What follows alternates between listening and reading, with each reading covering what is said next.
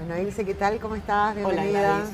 Gracias por la invitación. Por favor. Estaba pendiente. Sí, hace un montón que veníamos intentando y sí. entre encuentros y desencuentros, Sí, sin duda. hablando de letras, Sin del duda. mundo de las letras. Sí, tenía que ser un día de lluvia. Tenía que ser un día de lluvia en el que nos podemos enfocar un poco más. Seguro. Pero bueno, ligada a la literatura, digo, desde siempre. Sí, sí. Bueno, yo soy profesora de letras, ¿no? Me recibí con los 21 años, que antes era así, ¿no? Que bueno, terminabas tu secundario y ya enfocada y tenía que tener claro qué es lo que iba a hacer. Y bueno, seguí diferentes capacitaciones, descubrí que realmente mi vocación era la docencia. Yo creo que como sea, estaba entre inglés, pintura y letras. Pero docente. Sí, era docente, ¿no? Y bueno, consultando con una profesora mía del secundario del último año, me dijo, ¿y vos qué querés ser? Y yo quiero ser profesora. ¿Sí? ¿No querés ser licenciada? Entonces ni se me ocurría, porque si trabajaba en investigación, no, yo quiero ser profesora, claro. Listo. Entonces estudié en el Montoya. Yo soy de Posada en realidad, Ajá. ¿no? Y bueno, después me casé a los 23 años y vine para aquí. Trabajé primero porque estaban todas las docentes entonces ocupando las escuelas, que no eran tantas. Trabajé en Panambí, ahí me inicié en Panambí y después en Campoviela. ¿En el bachillerato? En el bachillerato y bueno, después con mi marido fuimos a Andresito como 7 años, o sea que primero incursioné el interior, que fue una experiencia maravillosa. Me imagino. Y yo creo que ya allí empecé a idear, digamos, mi encuentro con mujeres, por el tipo de mujeres con las que me encontré en Andresito. Que yo no conocía. Al ser de Posadas, ¿no es cierto? No conocía a las mujeres. Otra realidad. Mujeres que manejaban camiones, mujeres que ayudaban a sus maridos, mujeres que trabajaban a la par de los hombres, y mujeres que los fines de semana, y eso fue lo que más me llamó la atención, eran pianistas en sus iglesias, o eran directoras de coro, o maestras de escuelas bíblicas de los chicos, ¿no? Los que se hacen teatro y todo. Exactamente. Sí. Entonces, yo creo que uno va hilvanando, como que uno va recogiendo, y tal como alguien lo dijo, la creatividad no viene de arriba, así en un estado, digamos, casi de nirvana, sino que es producto de las asociaciones que uno hace, de la información que maneja, ¿no? Yo creo que todo mi recorrido como docente, después de venir acá, trabajé muchos años en la escuela técnica. Ajá. Trabajé en gendarmería también cuando me recibí de licenciada en educación, porque ayudaba a hacer los proyectos de tesis de licenciatura en seguridad pública. Bueno, ocupé mi lugar también en el INEO, en el IPED, así fui trabajando. Una trayectoria amplia con distintas aristas. 37 años como docente, son muchos años. Sí, ya estoy iniciando mis trámites. Bueno, y en ese recorrido yo creo que lo que más me marcó en todo esto en relación con la literatura fue haber vuelto a la Universidad Nacional para hacer la especialidad en literatura infantil. Como mi profesorado era para educación secundaria, entonces de pronto no manejábamos la literatura infantil y juvenil. Y poder acercarme a la literatura de niños, la verdadera literatura, que no es la literatura de adultos, con el lenguaje, ¿no es cierto?, de niños, claro, y descubrir escritores y demás, yo creo que eso fue una puerta enorme. Y allí participé de talleres. Esos talleres me enseñaron cómo trabajar talleres y empecé a implementar en la formación docente. Lo que me hizo descubrir, que fue maravilloso, que sin importar el contenido de la literatura, porque en la formación docente soy profesora de alfabetización inicial, de cómo se enseña a leer y escribir, cómo se trabaja la literatura infantil. Y empecé a trabajar la literatura infantil con la gente grande. Y cuando te encontrás con que la gente grande, porque hay gente de 30 años, de 35, de 20 algo en la formación docente, se emociona, llora con los cuentos infantiles, con el volver a contar, con el recuperar la infancia, bueno, yo dije, acá este es mi lugar, este es el lugar que me gusta y este es el lugar que tengo que explotar. Bueno, la cuestión que ahí empecé a hacer yo talleres, ¿sí? A tomar cursos de talleres. He tomado hasta taller con Isabel Allende, ¿sí? La escuela cursiva de España, y seguí así con algunos otros talleres. Gente Taja fue otra escuela española también que me ayudó. De esto estoy hablando hace entre 11, 12 años que vengo haciendo esto. Y bueno, por último, con el tema de la pandemia, tal cual recién te comenté, que me di cuenta de lo que significaría yo jubilada en casa. Dije, puedo llegar a morir con tanta energía, ¿qué hago? Y entonces empecé, ¿no es cierto? Dije, bueno, si otro hace talleres por Zoom, yo también lo puedo hacer. Y empezamos con un taller experimental, siempre con la complicidad de mis ex alumnas, ya recibidas de maestra. Empezamos entre 6, así fue al principio. Y como ya había experimentado los talleres presenciales que tienen otra dinámica. Y hay un campo, dicen que es un campo cognitivo, dicen los especialistas, donde hay una conexión no solamente informativa, hay una conexión emocional con la lectura. Hay una escucha, ¿sí? Hay un diálogo a partir de la escucha y la lectura, y aparece ese escritor que todos tenemos adentro, ¿no? El único secreto está en el diseño de la consigna, Claro. ¿no? Y la gente se vuelve a contar y relaciona el presente de la lectura con la memoria y Wow, las qué experiencias interesante. personales. Y hay mucho de psicología, la psicología va de la mano con la literatura. De hecho, muchas de las chicas, que ahora somos 18 en total, en este tercer año y medio que estamos juntas, que llevan sus escritos a sus terapeutas, Ah, bien. ¿no? Porque trabajamos la escritura terapéutica, trabajamos literatura de mujeres exclusivamente, porque por demasiado tiempo la literatura universal era la literatura de varones, no Claro. se incluían las mujeres, ¿no? Y hasta el siglo pasado, el primer cuarto de siglo del siglo pasado, las mujeres tenían que pedir permiso a sus maridos, a sus padres, a sus hermanos para publicar, ¿no? Y hay un enorme listado, fines del siglo XIX, de escritoras que usaron nombres de varones para publicar. Inclusive, ¿no es cierto?, la autora de Harry Potter, al principio, Claro. usaba su sigla para que se le confundiera con un varón, para que se publicara. Fíjense ustedes, ¿no? Fíjate vos lo que significó la publicación de ese libro y Totalmente, la puerta que se abrió, totalmente. toda la Ahora, puerta que se abrió. y en ese ámbito, en ese andar, digamos, ¿transitaste también el camino de escritora? Sí, por supuesto. Claro que sí. Tengo algunas publicaciones sueltas, he prologado libros de escritoras.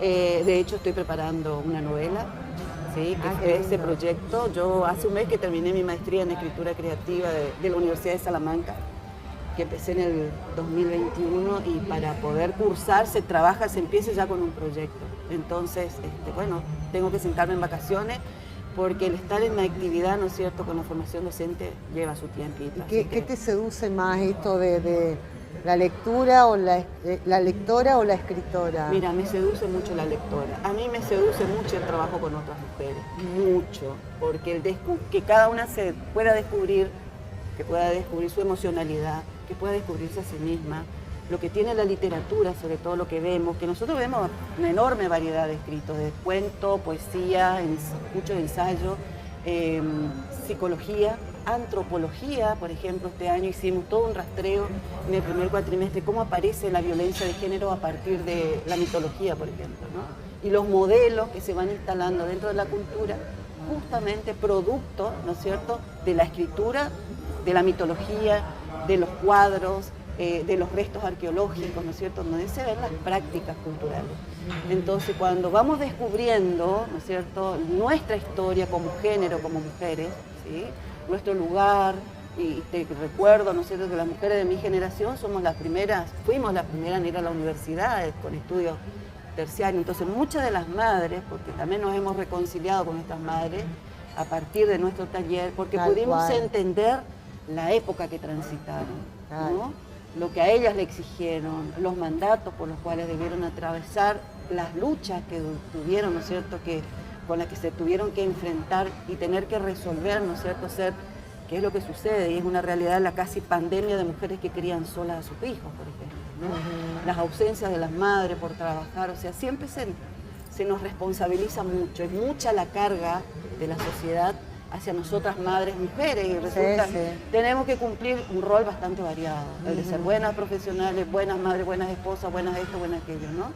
Entonces, de pronto encontrarnos también entre mujeres y ver que no somos una sola, que somos muchas las que estamos transitando, y encontrarnos con mujeres más jóvenes, porque dentro del grupo tenemos a chicas con 20 y poco, y que nos enseñan mucho, porque estamos aprendiendo de esa nueva generación hermosa que aprendió justamente por lo que atravesó a decir no, esto no quiero, ¿sí? Sí, Esto sí hoy quiero. es maravilloso Sí, es maravilloso. como, a ver, fluye naturalmente las nuevas generaciones, ¿no? El del no, Sí. que por ahí antes tanto costaba, o costaba más. Costaba mucho más. Ilse, bueno, cuando decís nosotras, cuando hablas hablas del taller, Sí. de este taller que hoy por hoy se está generando, ¿dónde, cómo? Sí. Contanos. Bueno, nosotros hacemos nuestro taller en la Murga del Monte. Casi todos los sábados, algunos sábados por allí, si hay feriados largos, por ejemplo, suspendemos porque muchas de las participantes tienen familia, por ejemplo, Día de la Madre, alguna otra festividad, por ejemplo, que viajan, ¿sí? Hay muchas viajeras dentro del grupo, o tienen familiares, ¿no es cierto?, en otros lugares. Una de ellas, por ejemplo, en San Pedro tiene toda su familia, hay otra gente que viaja. Entonces, esos fines de semana no nos solemos reunir, pero de lo contrario sí, lo vinimos haciendo, o sea, 2 años intensivos todos los sábados. ¿Y es un espacio abierto? Es un espacio abierto, o sea, es un mínimo de cuota lo que se paga, porque obviamente que tenemos que colaborar con la murga, ¿no es cierto?, con las instalaciones, porque son muy generosos con el préstamo del salón. Y bueno, realmente estamos muy agradecidas, ¿no es cierto?, porque nos ceden ese espacio. Y bueno, nuestro material está prácticamente todo digitalizado, por lo tanto, tenemos nuestro grupo de WhatsApp, tenemos nuestras tareas, tenemos nuestras lecturas, allí todas nos escuchamos, y esto es lo interesante, que es un grupo horizontal, allí no es nadie más que nadie. Y bueno, han entrado mujeres, se fueron y con el tiempo volvieron, dijeron que necesitaban, que era imperante, digamos, el continuar con nuestras lecturas. Festejamos cumpleaños, festejamos divorcios también, te cuento. Sí. Cumpleaños, siempre hay algo para celebrar, para festejar. No importa cuál sea la excusa, gente que ha egresado, que se recibe, que se compromete, etcétera. O sea, sí, es un grupo muy lindo. Y lo que yo me propuse es justamente que de este grupo se desprendieran otros. Y eso fue lo que pasó en la Feria del Libro, que ya hubo un grupo de docentes, de chicas, maestras y profesoras, que trabajaron la literatura infantil, ¿no? Que esto después de esa feria continuó 2 meses más. Ahora hicieron un impas, ¿no es cierto? Bueno. Y que van a continuar, y hay otro grupo que ya se está armando para trabajar con adolescentes más grandes. Yo ya había trabajado talleres en la comunidad sobre la identidad, entonces estaba la doctora Pasalacqua. Y trabajamos las historias de los inmigrantes, que es muy interesante. Bueno, hay tanta riqueza, ¿no?, acá en nuestra interculturalidad. Sí, hay mucha historia por contar, entonces hay que recuperar.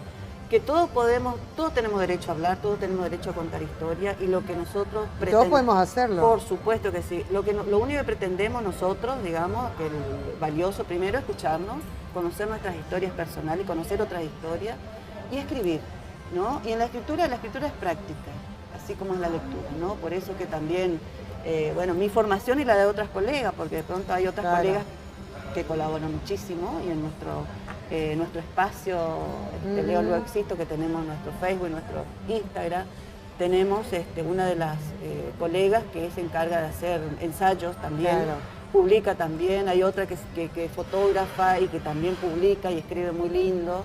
Es decir, que la idea es que se animen, y es lo que estamos consiguiendo.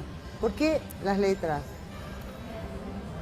Mira, yo creo que porque es la disciplina o el arte al que yo me he dedicado siempre, porque he descubierto que, en mi caso personal, ¿no es cierto?, lo que permite la literatura es un grado de empatía muy grande.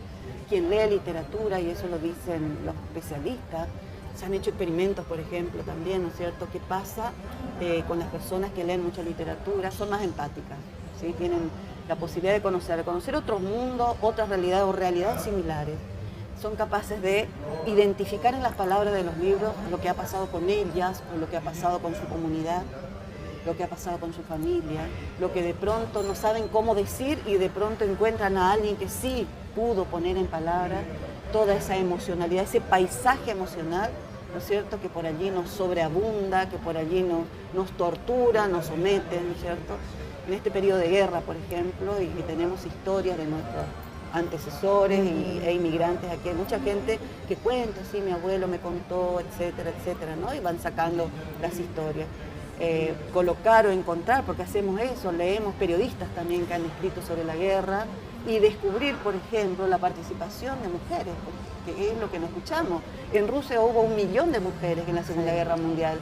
En Estados Unidos hubo 500.000, y cuando digo esto, no eran las que fabricaban las balas, no, eran francotiradoras. No existía la palabra francotiradora, existía era francotirador, porque eran todos varones. Entonces de pronto nuestro mundo se mueve y nos damos cuenta de que podemos encontrar mujeres muy fuertes, como aquellas mujeres que al estar en un estado de vulnerabilidad económica, son ellas las que construyen su casa. Hacen cooperativa y son ellas. Por ejemplo, en el sur, ¿no es cierto?, donde se han descubierto el contenido de plomo en las aguas, quienes han salido a golpear puertas han sido las mujeres. Entonces somos sumamente valiosas, lo digo siempre, ¿no? Y nos enriquecemos mucho escuchando. De hecho, muchas de ellas, en lo personal y aparte, me han dicho que el espacio las ha hecho muy bien. Porque encontraron a otras mujeres que han pasado lo mismo o igual, ¿no es cierto? O les remonta historias contadas por sus abuelas y madres.